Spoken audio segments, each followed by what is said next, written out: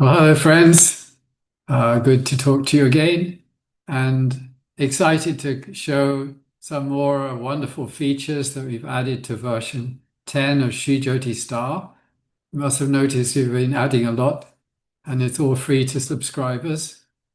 So this time, there are more bigger things and smaller things.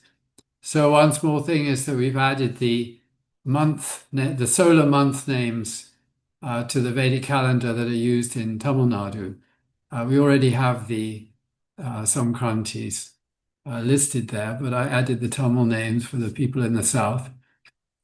And then the Sahams, we've added a lot more Sahams and greatly improved the way that it's working. And I'm just going to demonstrate that to you in a minute.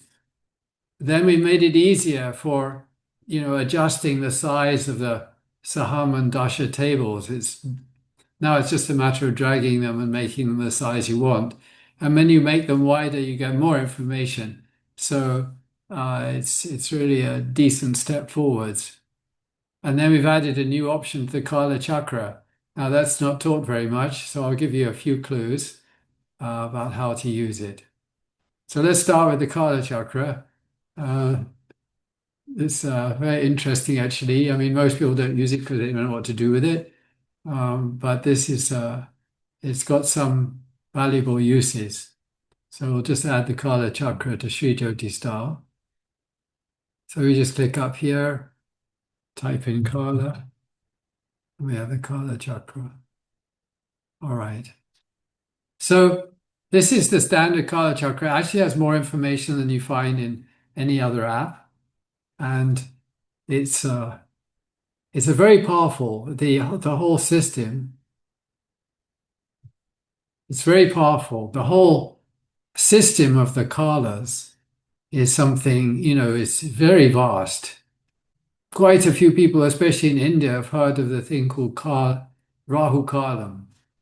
And people are usually a bit scared of Rahu Kalam and avoiding doing anything during Rahu Kalam except going to the Durga temple. And it's good to go to the Durga temple during Rahu Kalam, but it's not good to be scared of it because, what they say, little knowledge is a dangerous thing. If you fully understand the system of the columns, then Rahu Kalam is, just part of a whole complete system, and it's particularly precious. You see, and if you look at the Kala Chakra, you'll see that Rahu is ruling in the Ishana direction. That's the northeast, up here. And if you've studied any Vastu, you know that the northeast direction is the direction of, we could say, of divinity.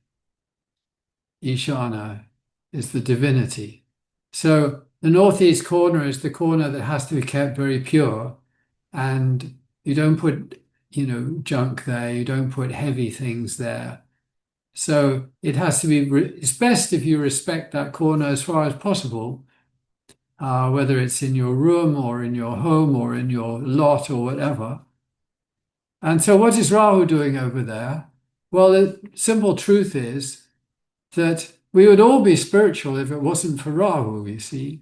Because if you get any spiritual thoughts, the next thought that comes in a doubt. You think, I'll go and visit this guru. Then somebody says, yes, but, maybe he has some funny business going on there. Maybe he's, doing this bad thing or that bad thing. All these thoughts either come in your head or someone impregnates you with them. And you must have noticed that any person who really stands up for something good and true in this world comes under enormous attack. They're just abused left, right, and center because there are vast vested interests that don't want good things to come up in this world, unfortunately. But anyway, this is the thing. This is the reality. This is why Rahu is sitting in that corner. And this is why they say that the only real obstacle to spiritual growth is doubt. I'm not saying we should go into anything with a kind of, naive attitude. The best attitude is no attitude. You just go look and see what the reality is. If what you see is what you like, you go for it. If you see some funny stuff going on, leave the place. It's very simple. We don't have to have attitudes, opinions, or listen to other people. We should hear what the other people have to say, but we don't have to adopt their attitudes or opinions. Opinions are generally poisonous, unfortunately. Anyway, this is the Kala Chakra has much in it. This is just one tiny, tiny little thing. Every hour of the day is some column, and the different columns have different, very important qualities. During Rahu Kalam is the most important or valuable time for being spiritual, hence the idea of going to the temple. It could be any temple, it doesn't have to be only Durga temple. And in a way, the gates of heaven are open during the Rahu Kalam, but Rahu is standing there to discourage us. It's possible to discourage us, in which case we will not go through the gates. God keeps throwing the gates of heaven open and so few takers. But this is how it's always been, isn't it? Anyway, what I've done is usually the Kala Chakra is calculated from the sun. So the sun is put up here.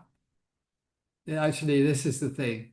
So we have the sun's nakshatra here at the top, and everything else is orientated in the various nakshatras according to the starting point of where the sun is. So what we see is we have kind of layers. There's a central area with 4 nakshatras, and then basically what you have is you have along the angles, up, down, and left, right, we've got these, the movement of the planets is moving towards the center, and along these diagonals, it's moving away. So if we think of the center as kind of like a fort, it's thought of as a fort. In other words, it's the solid kind of center which is protecting you. Then the planets in the center are particularly protective, and the ones that are moving towards the center, they would like to be protective, and the other ones are just running away. They can't help you very much. So this can be seen from the sun. The sun is important because it is Kala itself, and also, the fundamental decider of the time is the sun, isn't it? The year, the day, and so forth. But there's also the moon. We don't follow the moon calendar very much, but the moon is important, and the moon is our psychology. So if we switch to the moon, this is what I've added to it for this release, then what we see is what's supporting the moon. See, so this is a good way of seeing what is supporting us as a person in our life, that's from the sun, and what is supporting us psychologically, we can see from the moon. So it's very simple, just needs a bit of explanation. Okay, now let's look at the Sahams. I'm going to delete this and then put the Saham. We could just put the Saham, but I want to show you it from scratch, as it were. So if you just right click, oh yeah, it's appearing on far away. Anyway, you want to delete this, you can just click here and do delete. It's also possible from the right click, but for some reason Windows puts it on another screen. All right, so here we go. This is here, we've got the grid switched on. This is turning the fine grid on. I just want to show you with that. Then we can click somewhere and we type Saham. Now I've only got 3 options. There was a long list before. I've put all the Sahams together. It's much more convenient. And in fact, all these 3 are also in a single table. But if you know how you want to start off, then you can hit one of these. So if we just click on this one, so we see it's arrived at the place that I clicked, and then you can just drag it around. Now, here it's scrollable. So by scrolling with my mouse or on the trackpad or however you scroll, you get to see all the different, these Sahams. Sahams are points in the sky that come from adding or subtracting various points. There's always 3 points involved. For example, the sun, moon, and the ascendant. So usually one is subtracted from another and the third one is added. And so we have a Sanskrit name. Many people prefer the Sanskrit names because that's how they've learned from their teacher. And then I put an English translation here. And then we have the glyph. So this is that you can put three of them in the chart, and this glyph appears, so it'll help you know which is which. Then we have degrees, minutes, Rashi, Navamsha. Now the Rashi Navamsha is very important because it gives you some clue into interpreting. But we also can put, as I say, they put them in the chart. Now at the bottom you see this little triangle like you find on charts and graphs. So if we grab hold of that, we can start dragging it. It gives more space, and if you drag it far enough, it switches into the wide version of this chart. We're starting with the wide version, but we can get it just by dragging it. And once it's about 1.5 grid widths, then this pops up. So what's happening in the wide version is we've also added the nakshatra, and then we've added what we could call the points of connection. This is when something in the chart, and at the moment it's the natal chart, see it says natal here, that is connected to this particular point, the Saham, or some people call them the Arabic parts in the Western astrology. And I mean, I think that Arabic people spent a lot of time developing this system, or they got it from India and they worked on it. But anyway, it's famous in Europe as being Arabic parts. And so let's drag this a little further. So I've got the house cusps. That depends on which house system you've selected, and then planets. So here's strength, and it's here. And in this particular chart, it's falling in the same Navamsha or the same degree. So if it's falling in the same degree, but it's just outside the Navamsha, then it also shows up. And we see Rahu here. And if you have, say, this is a natal chart, and there's also the transit chart. So we click on the transit chart, and this is often used for transits. So we see that the transiting Venus here is here in this Anya Karma. Anya Karma means these like hobbies, like things which are not your main work. Your main work, you go to the job, your responsibilities.